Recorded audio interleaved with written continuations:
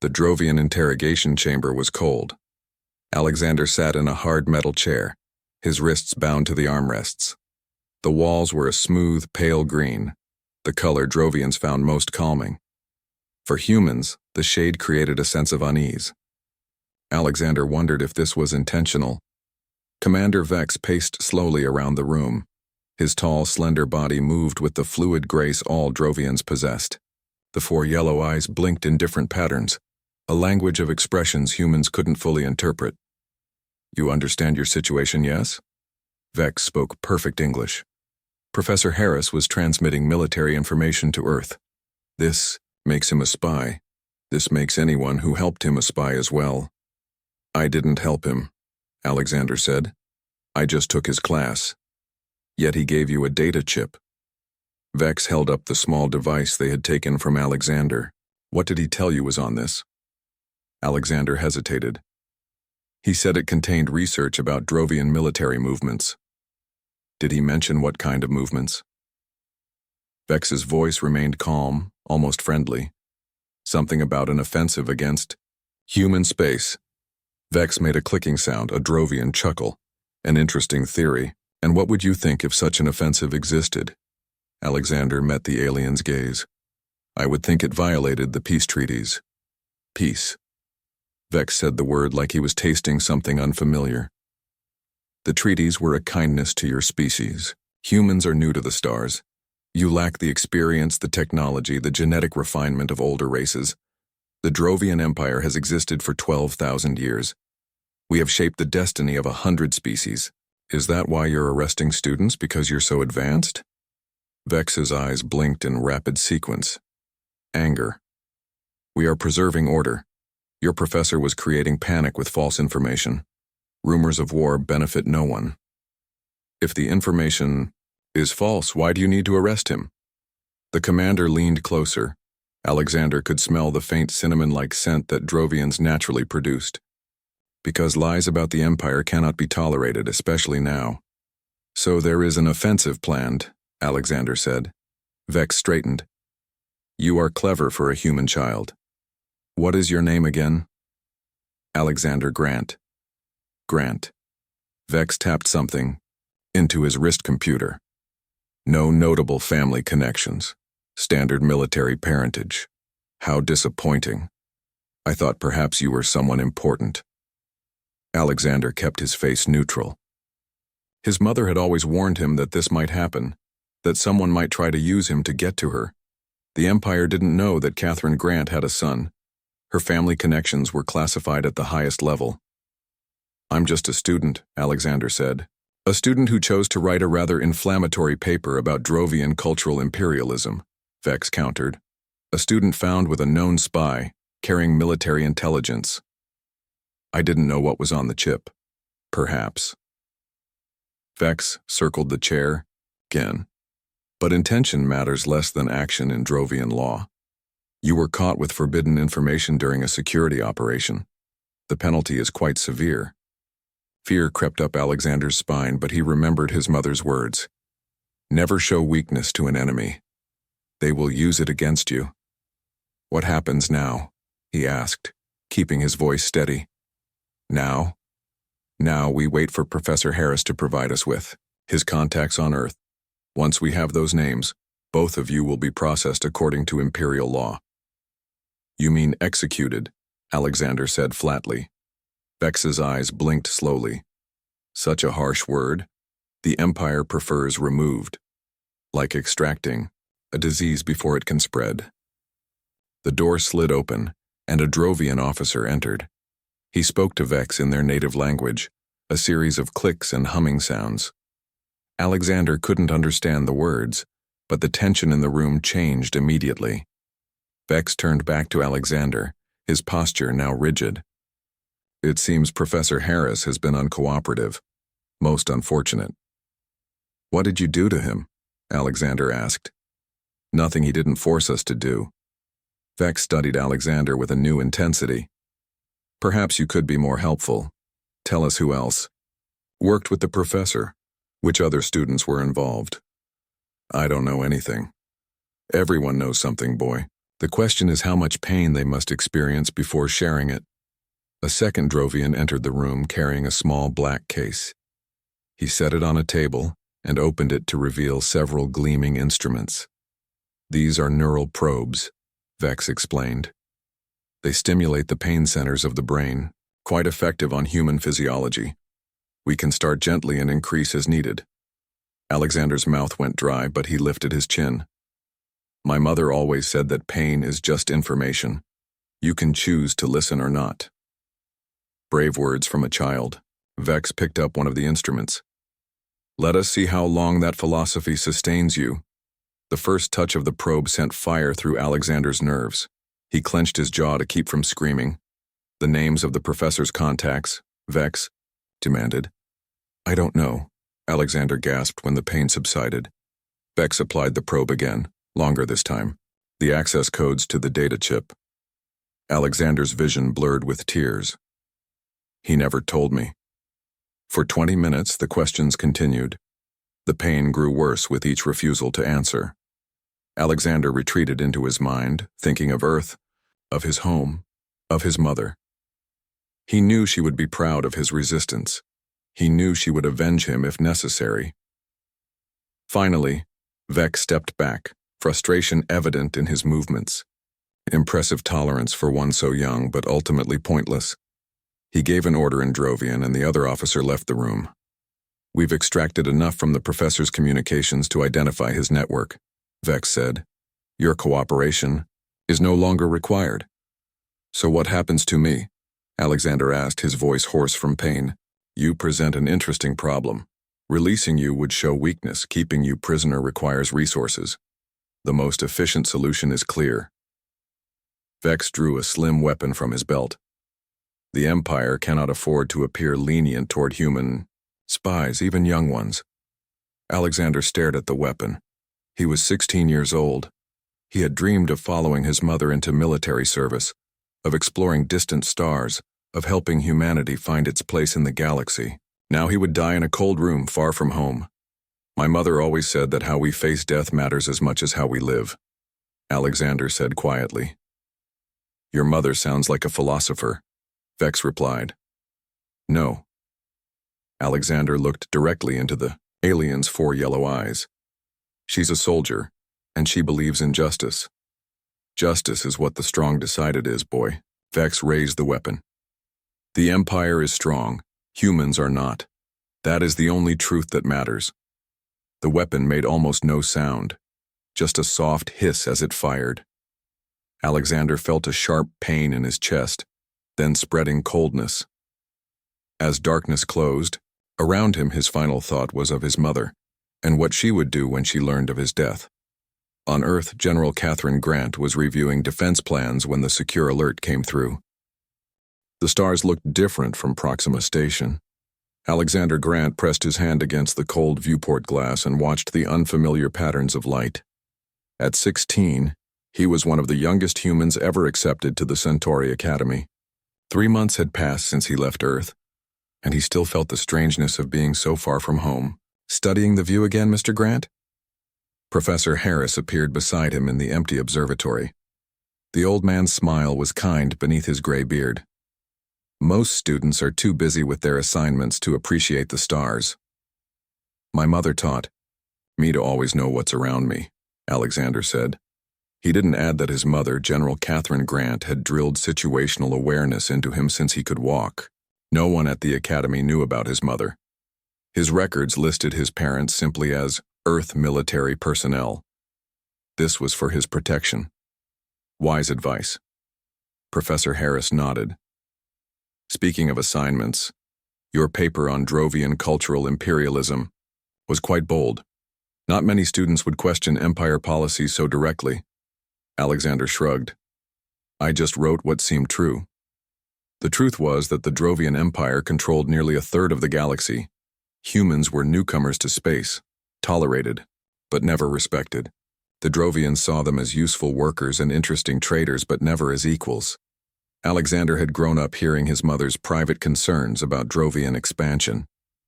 Truth can be dangerous, Professor Harris said quietly. He glanced around, the empty room. The Empire has ears everywhere, even here. Are you saying I should have lied in my paper? I'm saying that some truth should be spoken carefully, especially by someone with your potential. Alexander felt suddenly cold. Did the professor know about his mother? About her position as Earth's highest-ranking military strategist? I should go, Alexander said. I have lab work to finish. Professor Harris nodded. Of course.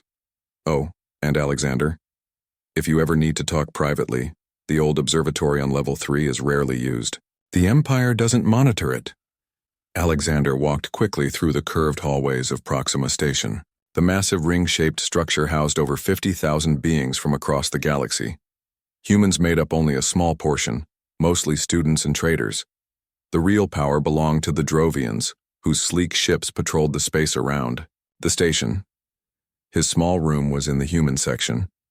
Alexander opened his personal tablet and began typing a message to his mother, then stopped. Their communications were supposed to be normal, casual, nothing that would suggest she was anything but a standard military officer, nothing that would hint at the classified defense plan she controlled. Instead, he opened his homework files and began working on his physics assignment. The Drovian Empire might look down on humans, but they couldn't deny human children access to education. It was one of the few rights secured in the peace treaties. The station alarm blared suddenly, making Alexander jump. The sound cut off after 3 seconds, replaced by a calm voice. Attention! Security check in progress. All residents remain in current locations. This is only a drill. Alexander frowned. There hadn't been any drill scheduled. His mother had taught him to question unexpected changes. He moved to his door but found it wouldn't open. The security lockdown was real. His tablet beeped with an incoming message. It was from Professor Harris. Leave now. Use service tunnels. They're coming. For students. Alexander's heart pounded, but his hands remained steady. From beneath his bed, he pulled out the emergency kit his mother had insisted he bring. A small pack with water, basic tools, and a communication device that could bypass standard monitoring. He pried open the maintenance panel beside his bathroom. All standard quarters had them, though few civilians knew how to access the tunnels behind them. Alexander slipped into the narrow passage and pulled the panel closed behind him. The service tunnels were dimly lit and hummed with the station's machinery. Alexander moved quickly but quietly, following the path he had memorized during his first week on the station. His mother's voice echoed in his memory. Always know at least 3 ways out of any place you stay. He reached a junction and paused, listening. Voices echoed from one of the tunnels. Deep, rumbling voices speaking Drovian. Alexander pressed himself against the wall and slowed his breathing. Human sympathizers must be removed, one voice said. Emperor Zorax wants examples made, another replied. Commander Vex has ordered the professor and his student contacts taken for questioning. The humans are planning something. These academy students are just covers for military intelligence. Alexander's blood ran cold. They were hunting for human spies. The Drovians must have discovered something, or thought they had. He waited until the voices faded, then moved in the opposite direction. The old observatory on level 3. Professor Harris had mentioned it earlier. It might be safe. The journey through the maintenance tunnels took nearly an hour. Twice more Alexander had to hide from Drovian security patrols. When he finally reached the panel that should open into the old observatory, he listened carefully before pushing it open. The room was dark except for the glow of distant stars through a massive viewport. Professor Harris stood beside it, his face illuminated by the soft light. Alexander, you made it. The relief in the old man's voice was genuine. What's happening? Alexander closed the panel behind him. The Drovians found my research. Professor, Harris looked suddenly old. I've been studying their military deployments. The Empire is preparing for something big, a major offensive against human space. You're a spy? Alexander asked. I prefer concerned academic. Harris attempted a smile. But yes, I report to Earth intelligence. The Drovians intercepted one of my messages. They're rounding up anyone connected to me, including students who've shown anti-Empire sentiments. Alexander thought of his paper on Drovian cultural imperialism. Like me? I'm sorry. I never meant to put you in danger. The professor handed Alexander a small data chip. This contains everything I've discovered. It needs to reach Earth. Before Alexander could respond, the observatory door slid open. Light flooded the room as 6 Drovian soldiers entered, weapons raised. Behind them stood a tall figure in a black uniform decorated with silver symbols of rank. Professor Harris, the tall Drovian said smoothly. And a student. How convenient. Alexander recognized him from station briefings. Commander Vex, the Empire's military governor for the sector. The boy knows nothing, Vex, Harris said quickly. Let him go. Vex's 4 yellow eyes blinked in sequence, a Drovian expression of amusement. Everyone knows something, Professor. He gestured to his soldiers. Bring them both. General Catherine Grant stood perfectly still as Admiral Paul Carter delivered the news. The Admiral's voice shook slightly, even though he was a 30-year veteran of space warfare. We've confirmed it, General. Alexander was among those executed, on Proxima Station 3 days ago. The Drovians listed him as a spy working with Professor Harris. Catherine's office overlooked the Pacific Ocean. Sunlight sparkled on the water far below, a beautiful day that now seemed obscene. She turned from the window, her face a mask of control that had taken decades to perfect. How certain is our intelligence? She asked. Completely certain. Admiral Carter placed a data pad on her desk. Our agent inside the station sent visual confirmation. I'm sorry, Catherine. I know how much he meant to you. She nodded once. Thank you, Paul. The Admiral hesitated. The Joint Chiefs are meeting to discuss the official response. The Drovian ambassador claims it was a routine security operation against genuine threats. And the President? He's pushing for a diplomatic solution. The Drovians outgun us 3-1. Catherine looked down at the data pad. It showed Alexander's student ID alongside his death certificate, marked with Drovian official seals. Her son's eyes looked back at her from the photo, eyes just like her own. I'll join the meeting in 1 hour, she said. I need some time. When the Admiral left, Catherine locked her office door and activated the privacy screens. No recording. Devices could function when these screens were active, not even those belonging to Earth's government. She opened a hidden compartment in her desk and removed a small metal cube. The device was keyed to her DNA and brain patterns. It activated at her touch, projecting a 3-dimensional display of information only she could see. For 15 years, Catherine had been developing contingency plans. Not the official military strategies that the Joint Chiefs approved. These were her personal insurance policies, scenarios she had mapped out in case the worst happened. One of these plans had a simple name: Nightfall.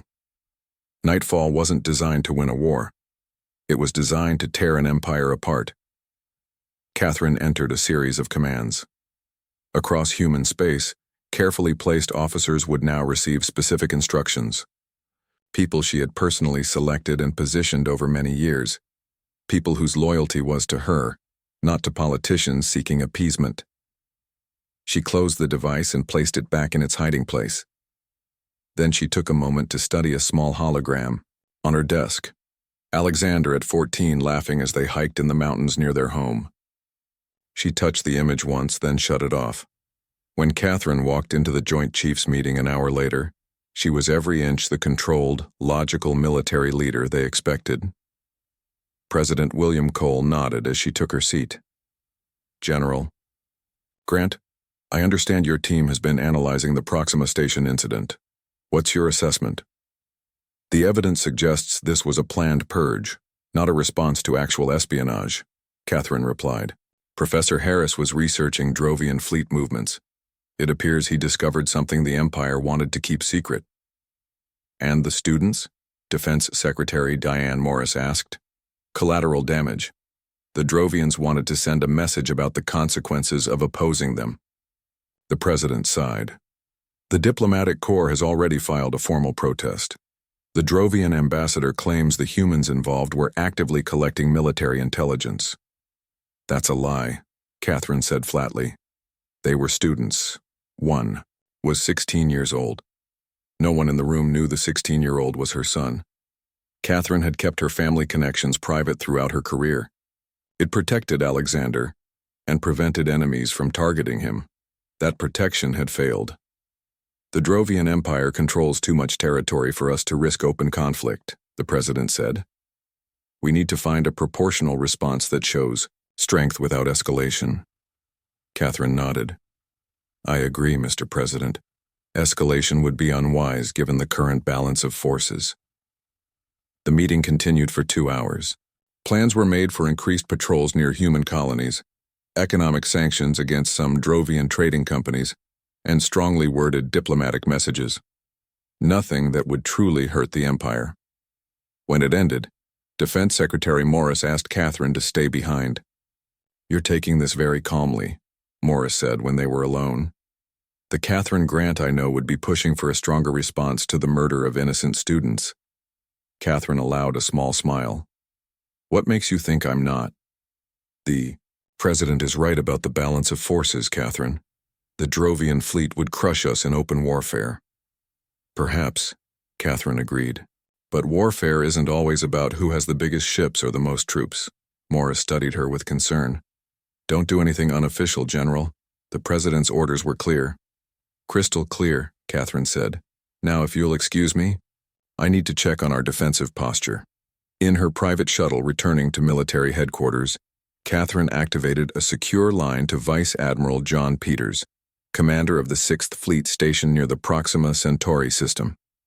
John, I need the name of the Drovian officer who ordered the executions on Proxima Station. Peters' voice came through the encrypted channel. That would be Commander Vex. He's the Empire's military governor for the sector. Nasty reputation, even among his own kind. Send me everything we have on him. Personal history, psychological profile, current location, associates. May I ask why, General? Just gathering information for a report to the President. Catherine lied smoothly. Her next call was to Colonel Susan Rodriguez, head of Special Operations Command. Susan had been Catherine's protege for a decade, one of the few people who understood how Catherine really thought. I need Ghost Team activated, Catherine said without preamble. There was a brief silence. That requires presidential approval, General. I have verbal authorization. The paperwork will follow. Another pause. Understood. What's the target? No target yet, just have them ready. And Susan? This one's personal. Nightfall? Susan asked, using the code word only she and 3 others knew. Yes, Catherine confirmed. Full implementation. Over. The next 48 hours, Catherine maintained her normal schedule. She attended briefings, inspected defense installations, and filed routine reports. No one would have guessed that she was simultaneously activating a shadow operation that would bring the Drovian Empire to its knees. In her private moments, Catherine allowed herself to feel the grief and rage that churned beneath her controlled exterior. Alexander had been her only child, her connection to a normal life outside of military service. The Drovians had taken him, believing he was just another human student, unimportant, disposable. They would learn how wrong they were. On the 3rd night, Catherine received a secure transmission from Ghost Team. They had infiltrated a Drovian communications relay near the border of human space. We're in position, General, the team leader reported. Awaiting your orders. Catherine took a deep breath. Once she gave the command, there would be no turning back. No plausible deniability. If it failed, her career would end in disgrace. If it succeeded, the galaxy would never be the same.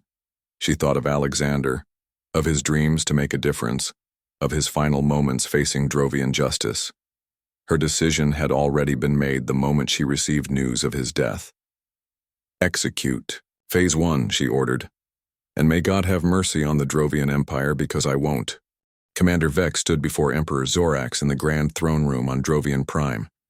The Emperor's 4 yellow eyes narrowed as he studied the military reports. Explain this again, Zorax demanded. How did humans disable a Class 1 battlecruiser? Vex shifted uncomfortably. We are still investigating, Emperor. The Relentless lost all power while patrolling the border near Proxima. Before the backup systems engaged, Unknown attackers boarded and extracted data from the ship's computers. Extracted what data? Personnel files, crew assignments, nothing of strategic value. The Emperor's skin flushed a deeper shade of green, a sign of anger. This is the third incident this week. First the communications relay, then the supply depot explosion, now this. Isolated events, Emperor. Human terrorists seeking revenge for the Proxima Station operation. Are they isolated, Commander? Or are they connected? Before Vex could answer, a junior officer rushed into the throne room, a serious breach of a bomb protocol that made all present stare in shock.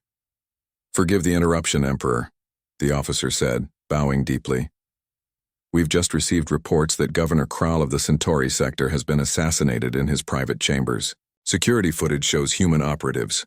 Emperor Zorax rose from his throne. Governor Krall? He helped plan the Proxima operation. Yes, Emperor.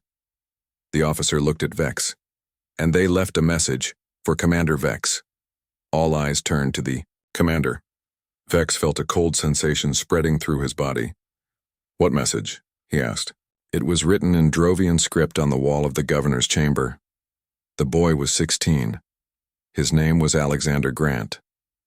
The throne room fell silent. Emperor Zorax slowly turned to Vex. What is this about, Commander? Vex searched his memory. Grant. One of the students executed on Proxima Station. A human boy caught with Professor Harris. A boy you personally executed according to your report, the Emperor said coldly. He was involved with a spy. Imperial protocol was followed. The Emperor's chief advisor, Trell, stepped forward. This seems more than random terrorism, Commander. The humans are targeting those connected to the Proxima operation specifically. Straightened his posture. If they seek to intimidate the Empire, they will fail. We should respond with increased military presence in human sectors. And risk further escalation? Trell countered. Our intelligence suggests these are not official, human military actions. Their government denies involvement. Of course they deny it, Vex said dismissively. They lack the courage to claim their actions. A second messenger entered the throne room, this one moving with proper deference. He approached the Emperor and spoke in a hushed voice. Zorax's expression darkened further. Commander, the Emperor said after the messenger retreated. Your family estate on Drovian Prime has just been attacked. Your security personnel are dead. Your property is destroyed. Vex felt as if the floor had vanished beneath him. My family, unharmed. They were not present during the attack. Relief flooded through Vex, followed immediately by rage. How dare these humans strike at an Imperial officer's home? This is beyond any acceptable. There was another message, Emperor Zorax interrupted. Written in our language again. I am coming for you personally, KG. KG? Vex repeated. The Emperor's advisor activated a holographic display. Our intelligence division has been analyzing these attacks. They show precision and coordination beyond typical human capabilities. We believe KG may refer to this human. The display showed an image of a woman in an Earth military uniform. Her face was stern, her posture perfect, her eyes cold and calculating. General Catherine Grant, Trell read from the file. Earth's highest-ranking military strategist and the architect of their defense systems. Known for her brilliant tactical mind and ruthless efficiency. One human general cannot threaten the Empire, Vex said, though his voice lacked conviction. This is not about threatening the Empire, Trell replied. This appears to be a precisely targeted operation against individuals connected to the Proxima incident. Alexander Grant, Catherine Grant. The names suggest a family connection. The realization hit Vex like a physical blow. The boy was her son? It appears so. A connection our intelligence failed to discover because she kept her family. Records classified. Emperor Zorax's voice was dangerously quiet. You executed the son of Earth's most dangerous military leader, Commander Vex, and now she is hunting those responsible. We couldn't have known, Vex protested. The boy's records showed only standard military parentage. Nothing indicated he was the son of their top general. That was likely deliberate, Trell noted. A precaution to protect him from becoming a target. A precaution that ultimately failed. The emergency alert system suddenly blared throughout the palace. A security officer rushed in, his green skin pale with fear. Emperor! 3 of our primary military communications hubs have gone dark simultaneously. We're receiving reports of human stealth ships detected near our core worlds. The 7th Fleet has lost contact with command. Emperor Zorax turned to his war council. Activate all defense systems. Deploy the Imperial Guard to protect key installations. Vex found his voice. Emperor, allow me to lead the counterattack. My battle group can. You will do nothing. Zorax cut him off. Your judgment is compromised. Your actions have brought this upon us. With respect, Emperor, she is just one human. The Empire has stood for 12,000 years. We have faced rebellions and wars before. The security officer's communicator beeped. He listened, then looked up with even greater alarm. We're receiving a transmission. It's being broadcast on all Imperial channels simultaneously. Our technicians can't block it. Show me, Zorax commanded. A large holographic display appeared in the center of the throne room. The same woman from the intelligence file looked out at them. She wore a black uniform with no insignia. Behind her was what appeared to be the bridge of a human warship. I am General Catherine Grant of Earth, she said in perfect Drovian. Your empire has taken something from me. In return, I will take everything from you. The transmission cut to images of Drovian military installations exploding, supply ships drifting powerless in space, defense satellites disabled. I don't want war between our species, her voice continued over the footage. This is between me and those who murdered my son Alexander Grant on Proxima Station. The display returned to her face. Her eyes found the camera with unnerving intensity. To Emperor Zorax, you have 24 hours to surrender, Commander. Vex and all others involved in the Proxima executions to human authorities. If you do not, I will show you exactly what happens when you mistake restraint for weakness. The transmission ended, leaving the throne room in stunned silence. Vex looked around at the faces of the Imperial Court, where once he had seen respect, he now saw only fear and calculation. They were already deciding whether to sacrifice him. This is clearly a bluff, Vex said desperately. The humans lack the capacity to challenge our military directly. Emperor, Zorax studied him coldly. For your sake, Commander, I hope you are right. Because if you are wrong, you have started a war we may not be able to win. The throne room alarm sounded again. On every display in the palace, a countdown appeared. 24 ensued, and it was ticking down. Catherine Grant stood on the bridge of her command ship, the Retribution. The vessel existed in no official Earth fleet registry. It had been built in secret, using technology that even Earth's government didn't know she possessed. Around her, officers worked at their stations with quiet efficiency. They were all hand-picked, all loyal to her rather than to politicians who preferred appeasement to justice. Status report, Catherine said. Colonel Susan Rodriguez looked up from her display. Phase 3 complete, General. 78% of Drovian military communications are disabled. Their fleets can't coordinate, their commanders can't receive orders. Casualties? Minimal. Most installations were evacuated before detonation, as you ordered. Catherine nodded. This wasn't about killing Drovians. It was about showing their leaders that humans were not weak, that they could not murder a human child without consequences. Emperor Zorax has called an emergency meeting of his war council. Reported. Major Eric Daniels, head of intelligence. Our sources indicate they're divided. Some want to surrender Vex and the others. Some want to launch a full-scale attack on human colonies. And what does the Emperor want? Catherine asked. He's waiting, hoping we're bluffing. Major Daniels checked his display. 12 hours remaining on your ultimatum. Catherine turned to the tactical map showing Drovian space. Red markers indicated disabled facilities. Yellow showed vulnerable targets. The pattern was clear.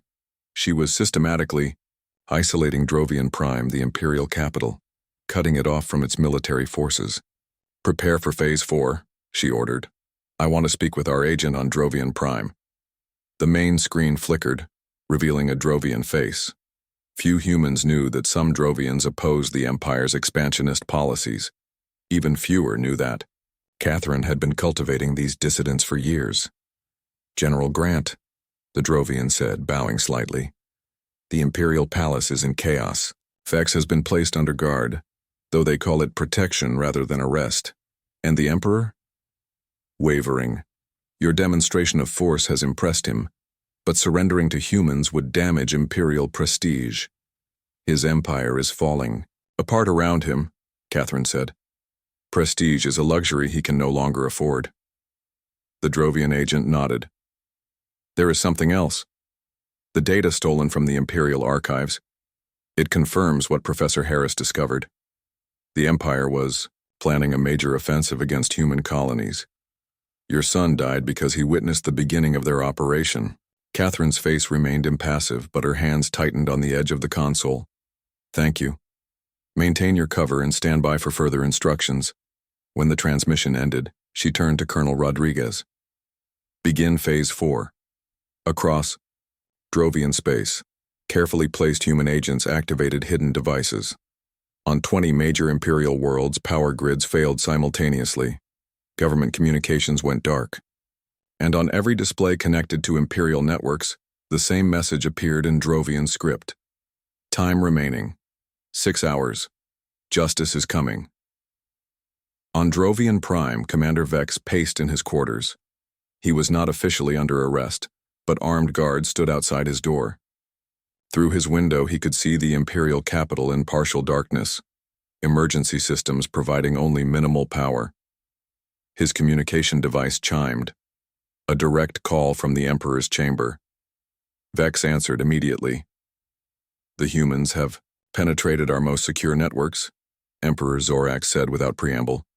They've accessed the war plans, they know what we were preparing. Impossible, Vex replied. Those plans were compartmentalized. Only 12 people had full access. One of them was Governor Krall. The humans extracted his access codes before killing him. Vex felt the floor shifting beneath him again. What are your orders, Emperor? There was a long pause. The War Council has voted. In the interest of Imperial security, you and the other officers involved in the Proxima operation will be transferred to human custody. You're surrendering to them? Vex couldn't keep the disbelief from his voice. We're containing the damage you caused, Zorax replied coldly. General Grant has demonstrated capabilities we did not know humans possessed. She doesn't want war with the Empire. She wants the people who killed her son. And you think surrendering us will satisfy her? We're about to find out. A transport will take you to the neutral station at Tau Ceti in 2 hours. The humans will meet you there. The Emperor disconnected before Vex could respond. For several minutes the commander stood frozen, his mind racing through options that dwindled with each passing second. Then he made his decision. The guards outside were loyal to him personally. With their help he could reach his private shuttle. Once away from Drovian Prime he could disappear into the outer colonies. The Empire was vast. Even this human general couldn't hunt him forever. As he began gathering essential items, his private terminal activated by itself. The screen showed a human woman in a black uniform, Catherine Grant. Hello, Commander Vex, she said in perfect Drovian. Planning your escape? Vex stared at the screen. How are you accessing my private terminal? The same way I've accessed everything else in your empire. You underestimate humans, a common Drovian failing. What do you want? Vex demanded, trying to sound defiant despite his growing fear. You know what I want. You murdered my son. It was an execution under Imperial law. He was caught with classified information during a security operation. Catherine's expression didn't change, but something cold moved behind her eyes. He was 16 years old, a student, and you killed him to make an example. The Empire has abandoned you, Commander. Your Emperor is trading your life for peace, but I'm not interested in the Empire anymore. This is between you and me. Vex's 4 eyes blinked rapidly. Your ultimatum demanded all those involved in the Proxima operation, and I'll take them. But you, Commander Vex, you pulled the trigger personally. You looked my son in the eyes as you killed him. For that, I wanted to look you in the eyes as well. The terminal screen split to show a tactical display. A ship was approaching Drovian Prime, somehow undetected by the planet's defenses. Impossible, Vex whispered. No human ship could reach the Imperial capital undetected. I've spent 15 years preparing for a war with your empire, Catherine said. 15 years developing technologies, placing agents, learning your weaknesses. I did it to protect humanity, but now I'm using it to get justice for my son. Vex backed away from the terminal. Guards, he shouted. The door to his quarters slid open, but instead of his Drovian guards, a human woman stepped inside. She wore the same black uniform as the general on the screen, but her insignia identified her as Colonel Rodriguez. Your guards have been neutralized, she said calmly. Non-lethally, per the general's orders. Behind her, more human operatives entered the room. Vex reached for his sidearm but found it missing from its holster. On the terminal, General Grant spoke one last time. Alexander's final words were about justice, Commander. He told you his mother was a soldier who believed in justice. He was. Right, the screen went dark. Colonel Rodriguez approached Vex with restraints. Commander Vex, by authority of Earth Defense Command, you are being taken into custody for the murder of Alexander Grant and for crimes against humanity. As they led him from the Imperial Palace, Vex saw human ships hovering openly above the capital city. Not a shot was fired. The mighty Drovian Empire, ruler of a third of the galaxy for 12,000 years, stood down against a single human woman's vengeance. 3 days later, Catherine Grant stood before Alexander's grave on Earth. The private ceremony had concluded and she was alone with her son.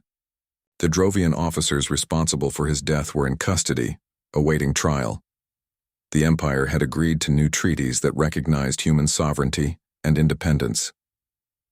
It's done, Alexander, she said quietly. They won't hurt anyone else's child. She placed a small stone on his grave marker, a tradition from her family's distant past. Then General Catherine Grant, the woman who had brought an empire to its knees, walked away to rebuild a life without her son. Behind her, the setting sun cast long shadows across the peaceful cemetery. In the distance, stars began to appear in the darkening sky, stars where humans would now be treated with new respect and caution, all because an empire killed a human boy, unaware that his mother was a merciless general.